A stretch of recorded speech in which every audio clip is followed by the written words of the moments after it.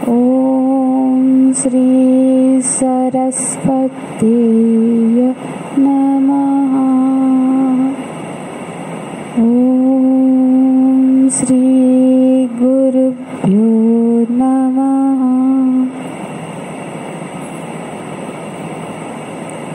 गुरुर्ब्रह्मा गुरुर्विष्णुः गुरुर्देवो महेश्वरः गुरु साक्षात् परं ब्रह्म तस्मै श्री गुरवे नमः। तस्मै श्री गुरवे नमः।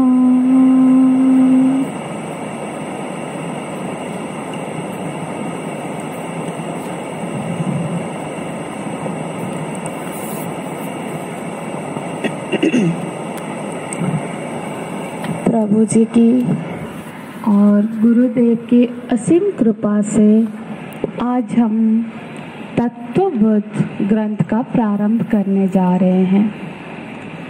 तो पहले तत्वबोध का जो मंगलाचरण है उसका पाठ करते हैं। हर क्लास में पहले मंगलाचरण का पाठ करेंगे। मैं पाठ करूंगी, आप दोहराइएगा। वासुदेवेन्द्र योगीन्द्रम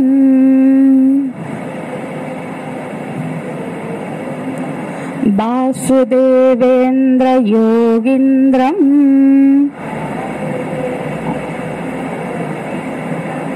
नत्वा ज्ञानप्रदं गुरुम्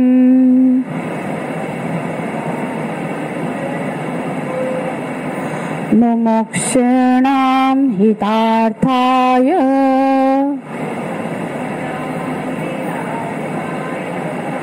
तत्त्वबोधो विधीयते।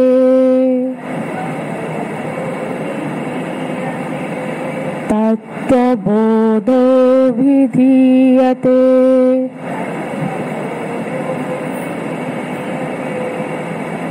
गुप्ता जी प्लीज थोड़ा सा वो साउंड थोड़ा बढ़ा देंगे।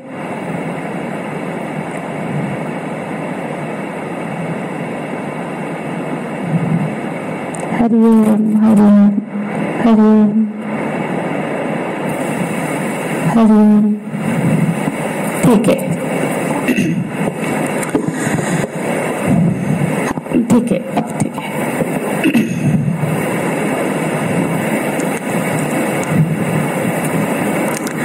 ये जो अभी हमने पाठ किया ये मंगलाचरण है। मंगलाचरण माने मंगल आचरण। जो आचरण हमें उन्नति की ओर ले जाए, हमें प्रगति की ओर ले जाए, उस आचरण को मंगलाचरण कहा जाता है।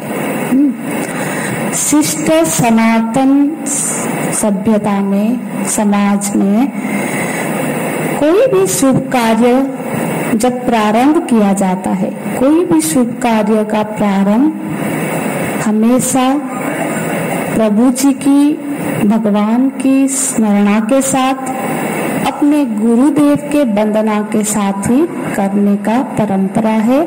और ये इसी को हम शिष्टाचार कहते हैं। शिष्ट आचरण, शिष्टाचार, ठीक है।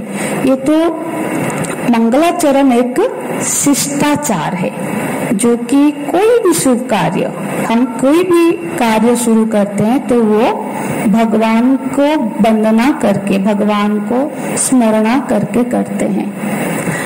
और ये जो ग्रंथ के प्रारंभ में, ऐसे तो हर ग्रंथ के प्रारंभ में आपको मंगलाचरण प्राप्ति होगी। जो भी ग्रंथकार होते हैं वो पहले भगवान को और गुरु को मंगलाचरण के रूप में प्रणाम करते हैं, उनको याद करते हैं। तो क्योंकि ये जो ग्रंथ है ये एक बहुत बड़ा सत्कर्म है, ये एक बहुत बड़ा शुभ कर्म है, क्योंकि ये ग्रंथ बहुतों को मार्गदर्शन देने वाली है। तो जो ज्ञान के मार्ग में जो निकलते हैं, जो ज्ञान के अनुसंधान कर रहे हैं, उनको मार्गदर्शन देने का पुस्तिका है। इसका नाम ही है तत्व बोध, मतलब जिस परम तत्व का बोध करने के लिए जो साधक है उनको मार्गदर्शक का भूमिका निभाती है। इसीलिए ये ग्रंथ को शुरू करने से पहले भगवान शंकराचार्य जी, क्योंकि ये जो तत्व बोध है भगवान शंकराचार्य जी के द्वारा रचित है, भगवान शंकराचार्य जी इस अपने गुरु और भगवान की स्मरणा करते हैं, उनकी वंदना करते हैं। तो क्या लिखते हैं, बोलते हैं नत्वा गुरु में, नत्वा मतलब नमन कर रहा हूँ, मैं अपने गुरु को, गुरु के सामने, गुरु के चरण में नमन कर रहा हूँ। शंकराचार्य जी के गुरु कौन है? श्री गोविंद पाद। तो श्री गोविंद पाद जी के यहाँ पे वो नाम तो मेंशन नहीं किए हैं, पर वहाँ उस गुरु की वो स्मरणा कर रहे हैं। और वो गुरु कैसे है? बोलते हैं ज्ञान प्रदम, जो ज्ञान प्रदम है, मतलब ज्ञान देने वाले हैं, जो जिनसे मेरे जो ज्ञान मैं लिखने जा रहा हूँ, उस ज्ञान को जिस गुरु से मुझे प्राप्त हुई है उस गुरु को मैं नमन कर रहा हूँ। ज्ञान प्रदम, यहाँ पे दो चीजें है। एक तो ज्ञान, देखो हम कोई भी चीज की जानकारी हम किसी से ही कभी ना कभी प्राप्त की है, चाहे वो भौतिक लौकिक जानकारी हो या फिर ज्ञान हो। तो यहाँ ज्ञान प्रदम मतलब जो तत्व का ज्ञान उनको जिस गुरु ने करवाया है उस गुरु को वो नमन करते हैं। और वो गुरु कैसे हैं? बोलते हैं योगिंद्रम, जो योगियों में श्रेष्ठ है। योगी मतलब जो युक्त है, जो भगवान के साथ एकाकार हो गए हैं, ऐसे योगियों में जो श्रेष्ठ है, ऐसे योगिंद्रम ज्ञान प्रदम गुरु नत्वा, इसे ज्ञानपद गुरु को हम नमन करते हैं। और फिर लिखते हैं वासुदेवेंद्रम, जो वासुदेव है वही मेरे गुरु के रूप में, वही मेरे गुरु के रूप में मेरे सम्मुख उपस्थित हुए हैं और वही मेरे गुरु है। यहाँ गुरु और वासुदेव में कोई भिन्नता नहीं है, उसका वो प्रतिपादन करते हैं। और ये चीज हम सबको भी ध्यान रखना है कि गुरु भगवत स्वरूप ही होता है, गुरु और भगवान में भेद दृष्टि नहीं होती है। तो जो गुरु है वही भगवान है, वही भगवान ही गुरु रूप में हमको अज्ञानता की जाल से छुड़ाने के लिए अवतीर्ण होते हैं। तो जो हमारे जीवन में जो गुरु रूप में अवतीर्ण हुए हैं वो हमारे लिए भगवान ही है। तो यही बात यहाँ पे भगवान शंकराचार्य जी प्रतिपादन कर रहे हैं। क्या बोल रहे हैं? वासुदेवेंद्र योगिंद्रम, वो जो वासुदेव है, जो सर्वत्र विद्यमान प्रभु जी है, वही योगी में श्रेष्ठ ज्ञान प्रदान, मुझे ज्ञान प्रदान करने के लिए मेरे गुरु के रूप में अवतीर्ण हुए हैं और उनको मैं नतमस्तक होता हूँ। जैसे कि रामचरितमानस में भी गोस्वामी जी लिखते हैं कि चार जो व्यक्ति उनमें कोई भेद नहीं है, भक्ति, भक्त, भगवान और गुरु। भले ही ये चार नाम है पर ये सब के तत्वतः एक ही है।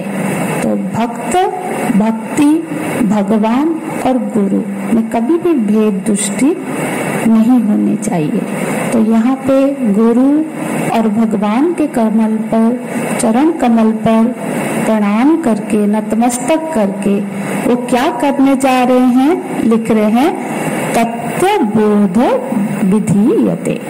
अभी इधर मैं तत्वबोध का अभिधान करने जा रहा हूँ, तत्वबोध का रचना करने जा रहा हूँ। ठीक है, तो जो तत्वबोध है इसकी रचना आप क्यों कर रहे हो? क्या ये पुस्तिका लिख के द बेस्ट सेलर अवार्ड मिलने वाला है, बहुत धन संपत्ति कमाना है, या फिर सम्मान पाना है, पुरस्कार पाना है? नहीं, वो लिखते हैं हितार्थाय, हित के लिए, जगत के हित के लिए। और हित के कामना, उनके मन में क्या कामना है ये लिखते हुए कि जीव मात्र का, प्राणी का हित हो, इसीलिए वो ये लिखने जा रहे हैं। जैसे कि कोई राइटर कुछ लिखता है तो उसके पीछे उसका एक प्रेरणा होता है। कोई सभी पैसे के लिए नहीं लिखते, कुछ पैसा कमाने के लिए लिखते हैं, कुछ पब्लिसिटी के लिए लिखते हैं, कुछ अपना ज्ञान को आगे बढ़ाने के लिए लिखते हैं। तो यहाँ पे भगवान शंकराचार्य जी लिख रहे हैं कि हितार्थाय, हित के लिए लिख रहा हूँ। किनके हित के लिए? मुमुक्षुणाम, मुमुक्षु के हित के लिए। मुमुक्षु माने मोक्ष की जिनकी इच्छा है, अब जिसको मोक्ष के अलावा और कुछ नहीं चाहिए, जो मुक्त होने की इच्छा रखते हैं, जो मुक्ति पाने के लिए प्रयत्नरत है, उनके हित के लिए। क्योंकि हर ग्रंथ हर किसी को हित नहीं प्रदान कर सकती है ना। अब जिसकी जैसी जरूरत है उसी हिसाब से वो बुक का चयन करेगा ना, वो ग्रंथ का चयन करेगा। तो हर ग्रंथ हर किसी को तो फिट नहीं होगी। तो वो बोल रहे हैं ये जो ग्रंथ है ये किसके लिए है? ये मुमुक्षु के लिए है, जो मुक्त होना चाहता है, जो प्रभु जी को प्राप्त करना चाहता है, जो ज्ञान की प्राप्ति चाहता है, उसके हित के लिए, उसके हित को नजर में रख के मैं इस ग्रंथ का रचना करने जा रहा हूँ। तो ये एक तरह से जो मंगलाचरण होता है उसमें दो चीजें हम हर मंगलाचरण में मोस्टली देखेंगे। जैसे वेद में भी या फिर उपनिषदों में भी आप देखते हैं कि मंगलाचरण है। हम जो पाठ करते हैं ओम पूर्णमदः पूर्णमिदं, ये मंगलाचरण है। हाँ, जैसे सारे जो हम पाठ करते हैं सारे मंगलाचरण होते हैं। तो इसी तरह से मंगलाचरण में दो चीजें होती है। एक तो अपने इष्ट देव और गुरु की प्रार्थना होती है, और दूसरी होती है ये जो ग्रंथ है उसका अनुबंध चतुष्टय उसमें मेंशन होता है। उसमें वो उसी श्लोक में बता देते हैं कि ये ग्रंथ किसके लिए है, किस विषय पे है और किस प्रयोजन के लिए है। तो अनुबंध चतुष्टय, उसमें अनुबंध माने क्या? अनुबंध माने ज्ञानम यत् प्रेरकम तत् अनुबंधम। जिस ज्ञान को, जिसको जानने के बाद हमको उस ग्रंथ में प्रवेश करने की प्रेरणा होती है। मतलब ये ग्रंथ पढ़ने से पहले होता है। मतलब हमको पता चले कि ये जो ग्रंथ हमने लिया है ये किस विषय में बताने वाली है, हाँ, और इसका प्रयोजन क्या है, और इसको पढ़ने के बाद हमको क्या प्राप्त होगा। ये जानने के बाद ही तो हम वो ग्रंथ को उठाते हैं ना, उसको पढ़ते हैं। तो जो चीज हमको उस ग्रंथ में प्रवृत्त कर दे, उस ग्रंथ में हमको पढ़ने के लिए मजबूर करे, उसको कहते हैं अनुबंध। हाँ, और चतुष्टय माने अनुबंध का 4 भाग होता है, 4 रूप है। क्या क्या है? एक है अधिकारी, कि इस ग्रंथ का अधिकारी कौन है। जैसे कि कोई एक +2 पढ़ रहा है लड़का, बच्चा है, तो वो जब किसी अपने लाइब्रेरी में गया तो वो जो बुक उठा रहा है वो कौन सा बुक उठाएगा?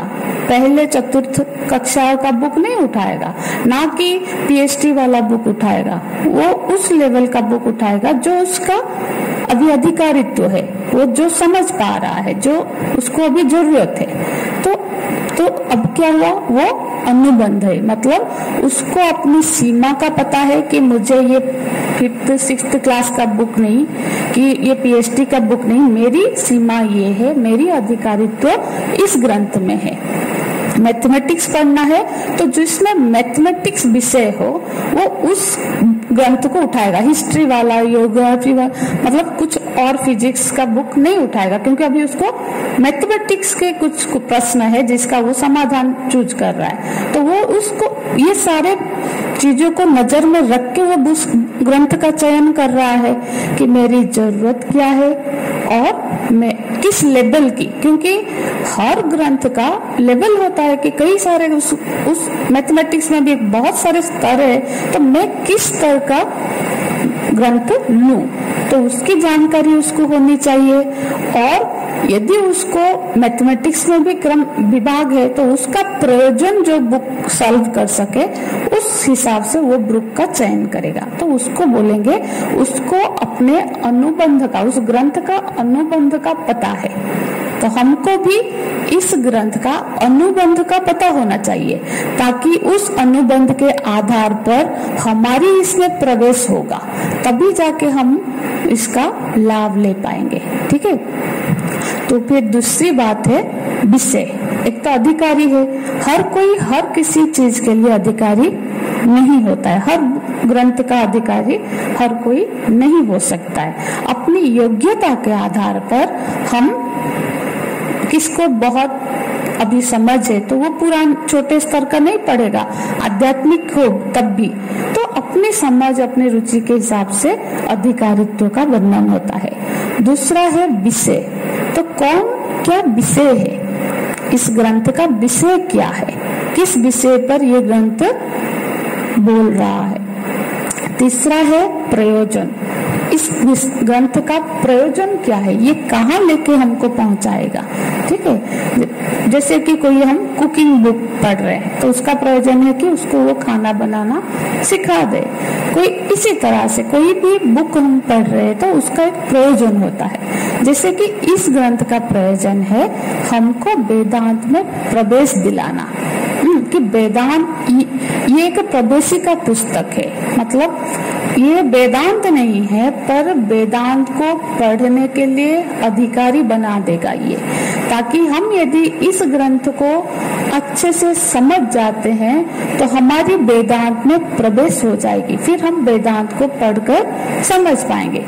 यदि कोई बोलेगा कि अरे वेदांत पढ़ना है तो वेदांत तो ब्रह्म सूत्र पढ़ने से ज्ञान होता है, सीधा ब्रह्म सूत्र उठाया और पढ़ने लगा, एक दिन कोशिश करके पढ़ेगा, दूसरा दिन कोशिश, क्योंकि उसको समझ नहीं आएगा तो उसमें उसकी अभी प्रवेश नहीं हुई है। तो ऐसे ग्रंथ कृपा करके हमारे आचार्यों ने ऐसे ऐसे ग्रंथ लिखे हैं जो हमको उस बड़े बड़े ग्रंथों में, उपनिषदों में, वेदांत में प्रवेश दिला देगी। ठीक है। तो ये एक प्रवेशिका ग्रंथ है। और चौथा है संबंध, मतलब हमेशा विषय का प्रयोजन के साथ संबंध होना चाहिए। विषय हमारा प्रयोजन है ज्ञान और विषय होगा कुछ और, भक्ति है कुछ है, तो वो हमारा पर्पज सॉल्व नहीं करेगा। तो हमेशा जो हमारा पर्पज है, जो हमारा प्रयोजन है, वो उस विषय का ही ग्रंथ हमें दिले तो हमारा पर्पज सॉल्व होगा। तो उस हिसाब से इसमें देखते हैं कि भगवान ने क्या कहा, तत्व बोध विधीयते हितार्थाय। इसमें पर्पज क्या है, हित, और अधिकारी कौन है, मुमुक्षुवाणाम।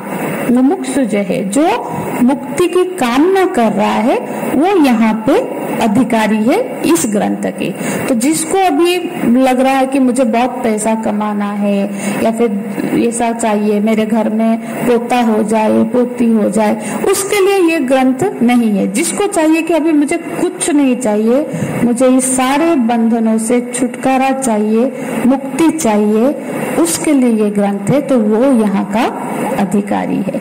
और दूसरा है विषय क्या है, विषय है तत्व, तत्व बोध इसका विषय है, मतलब जो परमार्थ तत्व है, जिसको जानना है, जिसको परमार्थ तत्व के बारे में ये बुक, ये ग्रंथ बताएगा। तो विषय हो गया, प्रयोजन हो गया कि हितार्थ, और मतलब प्रयोजन हितार्थ मतलब वेदांत में प्रवेश कराएगा। और संबंध तो है ही, तो ये रहा अनुबंध चतुष्टय और मंगलाचरण के रूप में भगवान की और गुरु की वंदना। तो आगे इस ग्रंथ में प्रवेश करने से पहले ये अनुबंध चतुष्टय को हम अपने में घटा के थोड़ा सा इसकी पृष्ठभूमि बनाते हैं, ताकि इसके जो आगे के श्लोक है उसमें हमारी सहजता से प्रवेश हो जाए, हमको अपनी स्थिति का ज्ञान हो, इसके विषय वस्तु का ज्ञान हो, इसकी प्रयोजन का अच्छे से ज्ञान हो। इसके लिए एक छोटी सी चर्चा कर सकते हैं, जैसे कि पृष्ठभूमि। अब हम सब जानते हैं कि इस पूरे सृष्टि में हर व्यक्ति का, जो भी प्राणी है, जो भी व्यक्ति है, सबका अपना अपना एक परिस्थिति है। परिस्थिति माने क्या? जो हमारे सराउंडिंग कुछ हमारी परिस्थिति क्या है, जो हमारा मनोस्थिति है। परिस्थिति बाहर और भीतर मिला के देखना है। परिस्थिति मतलब हमारे अंदर क्या, हमारे अंदर क्रोध है, लोभ है, मोह, सबकी मात्राएं अलग है, पर वो हमारे परिस्थिति को इफेक्ट कर रहे हैं ना, उस हिसाब से हम। तो परिस्थिति में हमारे लोग है, जो लोग है, जो मतलब जो परिवेश है, वो सब हमारे परिस्थिति में आता है। तो हम सबकी एक अलग अलग परिस्थिति है। जो हम यहाँ पे बैठे हैं, सबकी एक जैसी परिस्थिति नहीं है, सबका अपना एक बैकग्राउंड है, अपना एक सिचुएशन है। तो हर कोई अपनी एक परिस्थिति के साथ उलझा हुआ है, और वो परिस्थिति ही हमारे अंतःकरण में सुख या दुख रूपी फल को पैदा करती है। हम लोग सुख या दुखी जो होते हैं, किससे होते हैं? हमारी परिस्थिति से होते हैं, और वो परिस्थिति, हमारे मनोभाव भी उस परिस्थिति के अंदर ही आता है। तो ये जो सुख और दुख होते हैं, हम अपने परिस्थिति, हमारे परिवेश में जो लोग हैं, जो चीजें हैं, हमारी शारीरिक अवस्था, मानसिक अवस्था, मनो की अवस्था, ये सब के आधार पर हम सुखी या दुखी होते हैं। तो जो परिस्थिति है, वो जो बिल्कुल प्रत्यक्षदर्शी, बिल्कुल भौतिक व्यक्ति है, जिसकी अभी भौतिकता में स्तर है, वो क्या सोचेगा कि मैं परिस्थिति मुझे सुखी या दुखी कर रही है ना। तो फिर वो क्या करता है? सुखी होना हम सब चाहते हैं, तो सुखी होने के लिए वो अपनी परिस्थिति को बदलने का प्रयत्न करता है। तो उसकी सारी जो प्रयत्न होती है, वो परिस्थिति को सुधारने के लिए, उसको बेहतर बनाने में ही उसकी पूरी जो एनर्जी है, जो पूरी जो सामर्थ्य है, वो उसको देता है। क्योंकि उसका दिमाग है कि परिस्थिति सुधरता है तो मैं सुखी होता हूँ, परिस्थिति बिगड़ता है तो मैं दुखी होता हूँ। तो फिर वो क्या करेगा? परिस्थिति को सुधारेगा। चाहे इस जो परिस्थिति, उसको बोलते हैं परिस्थितिवादी, मतलब उसका बुद्धि अभी अपने परिस्थिति, मतलब धन, उसको लगता है, किसी को लगता है कि धन मेरे को सुखी दे सकता है, तो क्या करता है? वो ऐसे कार्य में निर्लिप्त होता है जो कि उसको धन दे दे। किसी को लगता है कि मेरे को ये नौकरी लग जाएगी तो मैं सुखी हो जाऊंगा, तो फिर क्या करेगा? वो कोई भी, वो वहां पे सही गलत नहीं देखेगा। किसी को रिश्वत देना पड़े या किसी को बोल के, किसी पे प्रेशर करके भी मुझे यदि ये मिल जाता है, क्योंकि उसको लगता है कि ये हो जाएगा तो मैं सुखी हो जाऊंगा, तो वो उसको पाने के लिए दिन रात प्रयत्न करता है। तो धन पाने में यदि सुखी है, तो धन अच्छाई बुराई दोनों की तरह कुछ गड़बड़ करके भी वो धन ले लेता है, क्योंकि उसको लगता है धन आ जाएगा तो मैं सुखी हो जाऊंगा। तो इस तरह से वो अपनी परिस्थिति को ही अपने सुख और दुख का हेतु मानता है, कारण मानता है। तो परिस्थिति को सुधारने में वो अपना प्रयत्नरत रहता है।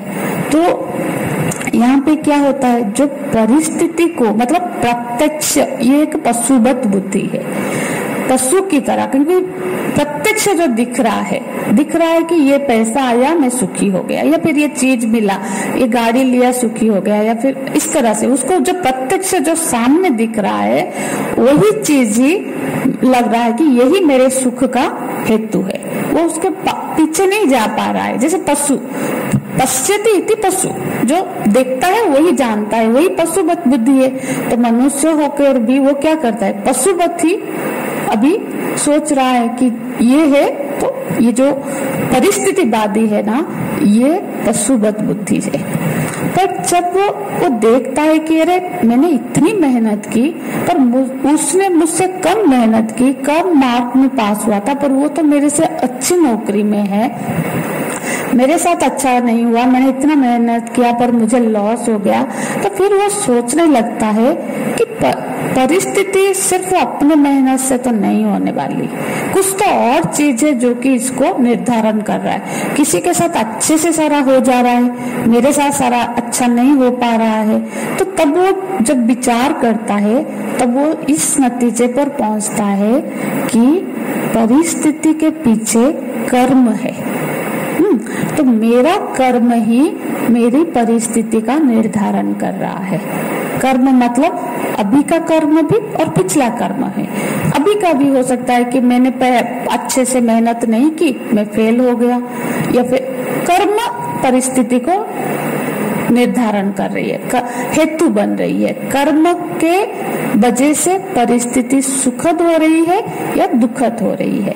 तो जब ऐसी समझ उसको बनने लगती है तो फिर क्या होता है, फिर वो क्या करता है कि अपना उसका ध्यान परिस्थिति से हटकर अपने कर्म में चला जाता है कि मैं कर्म को सुधारूं, मैं देखूं कि मेरे से गलत कर्म ना हो, क्योंकि गलत कर्म होगा तो गलत परिस्थिति, गलत दुख भोगना पड़ेगा।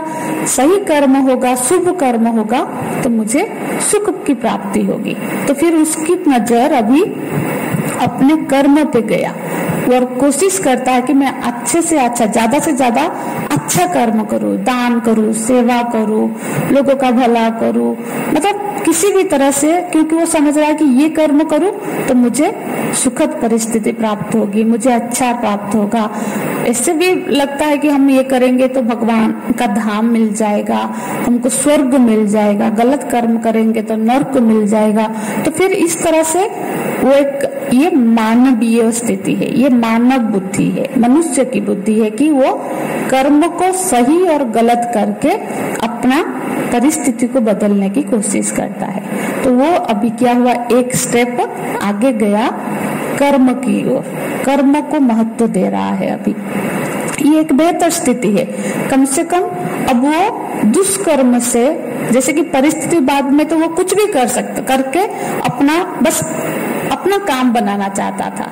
अब क्या है कि वो गलत कर्म से अपने को दूर रख रहा है, शुभ कर्म के प्रति उपासना, पूजा पाठ, सेवा, भक्ति, या फिर जो भी ऑफिस का काम है उसको सच्चोटता से कर रहा है। नहीं नहीं, मुझे कोई गलत पैसा नहीं चाहिए, मैं वो उसका परिणाम बुरा होगा।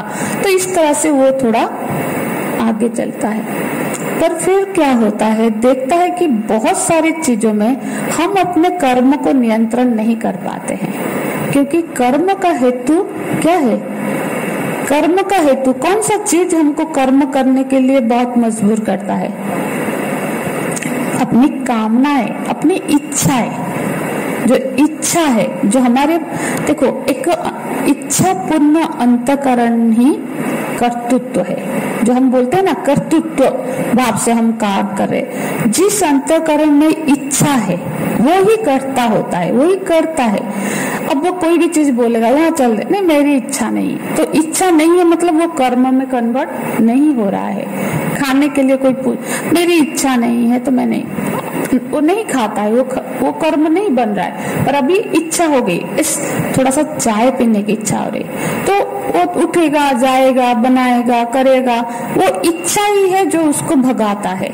हमारे पीछे हमारी इच्छा ही हमको दौड़ा रही है, कर्म करा रही है। कोई भी इच्छा, हम चाहे वो शुभ कर्म भी कर रहे हैं, उस शुभ कर्म से मेरे परिवार में सब सुख शांति रहेगा, इसको करने से मुझे पुण्य की प्राप्ति होगी, मेरा मतलब मेरे अकाउंट में पुण्य, दान करने से, दान से पुण्य भी हो सकता है, दान करने से धन की वृद्धि भी होती है। और ये दिखता है, प्रत्यक्ष भी दिखता है कि ये करने से ऐसा होता है। तो पर वो भी करने के पीछे उसकी क्या होती है, वो जो इच्छा है जो उसको करवा रही है। वो इच्छा नहीं होती तो वो तीर्थ भी नहीं जाता। तीर्थ जाने से पुण्य होता है, ठाकुर जी का दर्शन होता है कि हम और साधना में आगे बढ़ते हैं, भक्ति बढ़ती है। ये सब कारण देखे तो वो उस कार्य में प्रवृत्त होता है। यदि उसको ये कारण नहीं होगा कि तीर्थ जाने में या ना जाने में कोई ऐसे अंतर नहीं, तो फिर वो नहीं जाएगा, है ना। हम भी करते हैं ना, हम अभी भागवत की कथा सुनने, क्योंकि भागवत की महिमा जानते हैं। भागवत की कथा सुनने से हमको ऐसे पुण्य की प्राप्ति हुई है, अंतःकरण शुद्ध होगा। कोई इस तरह से सात्विक सोचता है, कोई दूसरा भी सोचता है। तो हर कर्म के पीछे इच्छा ही है जो हमको भगाती है। इच्छा नहीं होती तो फिर कोई नहीं भागता। हाँ, पर देखते हैं कि इच्छा इतना आसानी से उसको कंट्रोल नहीं किया जा सकता। क्या इच्छा हमारी हम लोग कंट्रोल करते हैं? हमारे अंदर कौन सी इच्छा आ रही है? हाँ, अब दुर्योधन क्या बोलता है, जानामि धर्मम न में क्या होता, प्रवृत्ति, मेरी प्रवृत्ति नहीं होती, मैं धर्म जानता हूँ। जानामि अधर्मम न च में निवृत्ति, अधर्म है ये जान कर भी मैं उससे निवृत्त नहीं हो पा रहा हूँ। इसका मतलब है हम जान कर भी कोई एक चीज है जो हम इच्छा को हम कंट्रोल नहीं कर पाते। इच्छा स्वतः हो जाती है और जब इच्छा प्रबल होती है वो कार्य में कन्वर्ट हो जाती है, वो कार्य करा देती है। तो फिर अब क्या हुआ, हमको ये सोचना है कि इच्छा को फिर वो क्या करता है, वो इच्छा को देखता है और इच्छा को क्या करता है, थोड़ा सा ये औचित्य अनुचित्य को सोच के ये इच्छा का पूर्ण करूं, ये इच्छा को ना करूं, अपने को इच्छाओं को कंट्रोल करता है। इच्छा हो गया वहां जाने के लिए, नहीं, वो सही नहीं है, इस समय ऐसे नहीं इच्छा होनी चाहिए, ये गलत है। तो फिर अभी वो उसको नहीं करता है। अब इच्छा हो गया कि अभी खा लो, नहीं, अभी ये संध्या का समय है, संध्या बेला में भोजन नहीं करते हैं, तो वो अपनी इच्छा को रोकता है। हाँ, इच्छा नहीं हो रहा है, इच्छा नहीं हो रहा कि मैं उठूं सुबह, नहीं, 4 बजे उठकर मुझे ध्यान करना चाहिए, उससे मेरी आध्यात्मिक उन्नति होगी, उसके महत्व को वो अपने को जबरदस्ती उठाता है। तो अब क्या कर रहा है, वो इच्छाओं को शास्त्र और सही गलत के हिसाब से मोल्ड कर रहा है अपनी इच्छाओं को। ये देखने का इच्छा हुआ, हमने देख लिया, ये तो पशुवत जीवन है। जो इच्छा हुआ, इच्छा जहां ले गया हम वहां चले गए, नहीं, अब वो इच्छाओं को अपने हाथ में लगाम, ये साधक की स्थिति है। पहला था पशुवत स्थिति, फिर था मानव स्थिति, फिर अब है साधक की स्थिति। साधक कौन है? जो सतत सावधान है, जो सावधानी से अपने को वॉच कर रहा है, अपने को कंट्रोल कर रहा है, जिस इंद्रियों को कंट्रोल में रखा है, वो साधक है। वो साधना कर रहा है, हाँ, वो तप कर रहा है। अब अभी ये इच्छा हो गई, इसको चख लूं, नहीं, ये अभी के समय में इच्छा मतलब ऐसी इच्छा नहीं होनी चाहिए, ये अभी खाने का समय नहीं है, कि ये चीज मेरे खाने योग्य नहीं है। तो अपने हिसाब से अब वो क्या कर रहा है, अपने इच्छाओं पर नियंत्रण पाने की कोशिश कर रहा है। क्यों? इच्छा सात्विक रहेगी तो शुभ कर्म ही होगा, क्योंकि इच्छा क्या होता है, इच्छा ही है जो हमको किसी भी कर्म से, गलत कर्म में ले जाती है, वो इच्छा ही है ना। एक इच्छा ही है जो हमको गलत कर्म करवाती है। तो अब क्योंकि उसका जीवन थोड़ा साध लिया उसने, अब उससे आसानी से गलत कर्म नहीं हो रहा है, उसने अपने इंद्रियों को, वाणी को, मन को नियंत्रण कर रहा है। तो ये एक स्टेज है इच्छा। पर इच्छा का हेतु कहाँ से आया? इच्छा क्यों होती है? बोलो, किसी भी चीज की हमको इच्छा क्यों होती है? वासना इच्छा एक ही होता है, वासना, कामना, इच्छा, इसको कोई भी बोल दो। जो ये इच्छा है, इच्छा के पीछे क्या है? जैसे सुख दुख के पीछे क्या था? परिस्थिति को कौन लीड कर रहा था? कर्म हमारे परिस्थिति को निर्धारण कर रही है, और कर्म को कर रहा है इच्छा। इच्छा के पीछे क्या हो सकती है? कौन सा चीज है जो हमको हमारे अंदर इच्छा पैदा कर रही है? हा? जी हाँ, वासना इच्छा एक ही चीज है, उससे पीछे वासना क्यों? हाँ, मन करता है, उसको और एक नाम दो जी।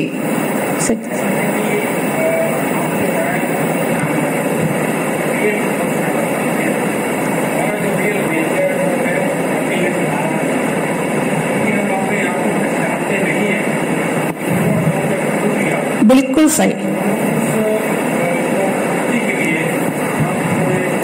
तो इसको यदि शब्द दे, आपने जो कहा उसको यदि शब्द दे तो वो क्या होगा? अतृप्ति, क्योंकि हम तृप्त नहीं है। कहीं कमी है तभी तो इच्छा है, भूख है तभी तो मतलब भोजन की इच्छा है। हाँ, अतृप्ति है जो हम इच्छा को पैदा करते। अतृप्ति की भूमि पर ही इच्छा पनपती है। हाँ, अभी हमने भोजन कर लिया है, ठीक है, भर पेट तृप्त है, तृप्त है तो हमारे को भोजन की इच्छा होगी क्या? नहीं होगी। तो यदि कोई तृप्त है तो इच्छा नहीं है हर चीज में। यदि हमारे अंदर सुख है, अब खालीपना है, अभाव है, तभी जाके उसको भरने के लिए ये भागा दौड़ी है। हम जो बहुत भागता है ना, देखना वो अंदर से बहुत खाली है। उसको लगता है कि ये कर लूं तो सुखी हो जाऊं, भर जाऊं, वो कर लूं तो सुखी हो जाऊं। हाँ, इवन इफ की डिप्रेशन, उनको डॉक्टर बोलता अरे आप ना ये करो, अब ना अपना कोई हॉबी है, अब जाओ खेलो कुछ देर, अब संगीत सीख लो, अपनी कोई रुचि को पालो। वो सब हम क्यों कर रहे हैं? हम अंदर से खाली है, अंदर से अतृप्त है, और उसको भरने के लिए, तृप्त होने के लिए हम ये सारे बखेड़े कर रहे हैं। तो वो उसके पीछे है अभाव की अनुभूति, अतृप्ति जिसको हम बोलते हैं। तो ये जो अतृप्ति है ना, हम तृप्त नहीं हैं। क्यों? जैसे कि अब हम क्या होता है, हलचल होता है जब खाली हो जाता है कुछ।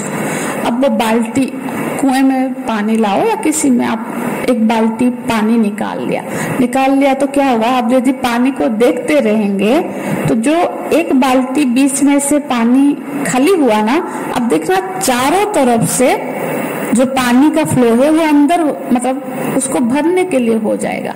उसी तरह से जिस तरह से हमारे अंदर किसी एक अभाव है, उसको भरने के लिए सारे इंद्रियां उसको करने की कोशिश करती है। कुछ देख के खुश हो जाए, कुछ खा के खुश हो जाए, कहीं जाके खुश हो जाए, किससे बात करके खुश हो जाए, कोई पूजा करके खुश हो जाए। पर्पज क्या है? खुश, उस अभाव को फुलफिल कर लेना जो हम फील कर रहे हैं कि हमारे अंदर है। क्या सुसुप्ति में हमको इच्छा होती है? नहीं होती है, क्योंकि हम सुसुप्ति में कोई अभाव की अनुभूति ही नहीं है। तो अभाव की अनुभूति ही इच्छा को पैदा करती है। हाँ, और वो इच्छा किसी भी तरह की हो सकती है, और वो इच्छा को पूरा करने के लिए हम कर्म करते हैं। कर्म परिस्थिति देती है, परिस्थिति सुख या दुख, जरूरी नहीं है कि हम तो सुख के लिए कर रहे थे, हो सकता है हमने बीच में काम गड़बड़ कर दी और वो दुख बन गया। सुख या दुख दोनों में से कुछ एक फल की प्राप्ति होती है। तो ये जो अतृप्ति है, इसका हेतु क्या है? यहाँ तक तो हमारी बुद्धि बहुत जोर जोर से काम करती है ना, हम जान लेते हैं, दौड़ते हैं, पर उसके बाद क्या होती है पता है? किसी गुरु की, किसी मतलब शास्त्र की, वेदांत की शरण में लेना पड़ता है। क्योंकि बहुत सारी चीजें हैं जो पुरुषार्थ से नहीं होती है। हम यदि पुरुषार्थ मतलब अपने ही बल में यदि कर लेते हैं तो फिर क्या होता है? वो अहंकार को बढ़ाती है। जो जैसे भगवान शंकराचार्य जी ने पहले प्रणाम किया उस गुरु को जिससे मुझे ये ज्ञान मिला। सोचो कोई एक ग्रंथ रचना करने जा रहा है, ऐसा ग्रंथ जो वेदांत में प्रवेश दिलाएगा, तो उस उनकी बौद्धिक स्थिति क्या है? पर वो बोल रहे हैं कि ये जो भी ज्ञान है मेरे गुरु का दिया हुआ है। हाँ, ये कृतज्ञता का भाव है, ये मनुष्य के पास अलंकार है, ये आभूषण है हमारा कि हम कृतज्ञ हैं। और जो अहंकार, कृतज्ञ नहीं होंगे तो अहंकारी हो जाएंगे, खाली नहीं होगा, इधर और होता है। यदि हम कृतज्ञता ज्ञापन नहीं किए तो कहीं ना कहीं हमारा अहंकार बढ़ेगा, बढ़ रहा है, हमको पता भी नहीं चलता है। पर यदि हम कृतज्ञता ज्ञापन नहीं कर रहे हैं, इसका मतलब हमारे अंदर कोई अहंकार का बीज बढ़ रहा है, हम झुक नहीं पा रहे हैं। हाँ, तो वो अहंकार को मिटाने की मार्ग में निकले हैं और हम क्या करते हैं, उस अहंकार को पोषण करने लग जाते हैं। तो ये बड़ी सूक्ष्म सी चीज होती है और हमको जब तक पता चलती है तब तक हम बहुत अहंकारी हो जाते हैं। पर जबकि अहंकार सारे बुराइयों को बाप बन जाता है, फिर दूसरा दूसरा दूसरा, मेरे को क्यों नहीं बुलाया, मुझे नहीं बता, फिर वो सारे बुराइयां, क्रोध का सब आने लग जाता है। तो देखो, तो फिर इसीलिए अहंकार को दमन करने के लिए कृतज्ञता ज्ञापन, विनम्र हो जाना कि जो मुझे मिला है आपकी कृपा से मिला है प्रभु जी, ये मेरी पुरुषार्थ नहीं है, मैं अपने बल पर ये रचना करने नहीं जा रहा हूँ, आप मुझे कृपा करो कि मैं ये रचना करवाओ, आप करवाओ। वो उनसे कृपा प्राप्त कर रहे हैं कि ये ग्रंथ आप निर्विघ्न पूरा करवा दो। इसलिए हम भगवान का नाम लेते हैं जो कोई भी काम शुरू करने से पहले। तो फिर यहाँ पे क्या होगी, शरणागति।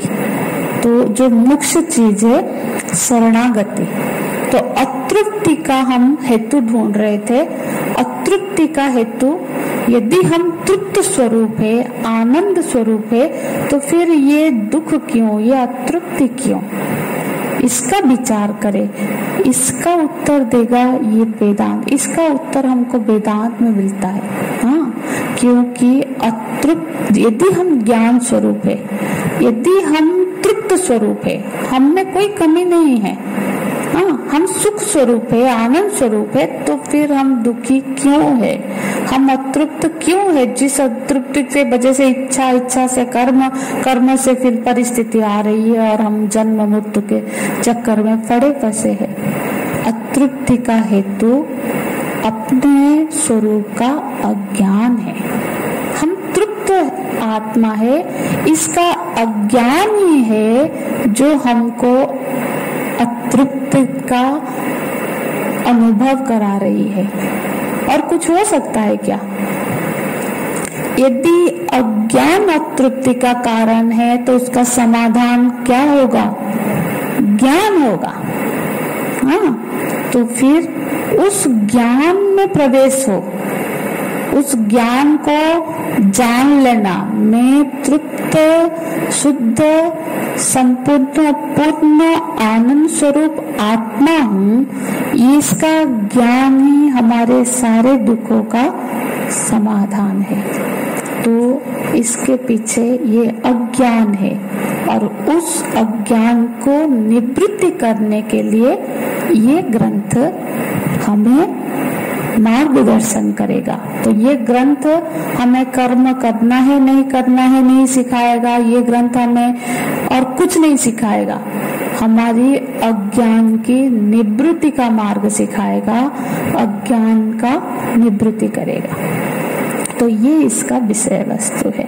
हाँ, तो ये जो अज्ञान रूपी हम बंधन में है, उससे निवृत्त होने के लिए भगवान हम पर कृपा करके, भगवान शंकराचार्य जी, क्योंकि अज्ञान की निवृत्ति तो उपनिषद ज्ञान से ही होगी। ज्ञान मात्र, उपनिषद और ज्ञान वही एक ही चीज है।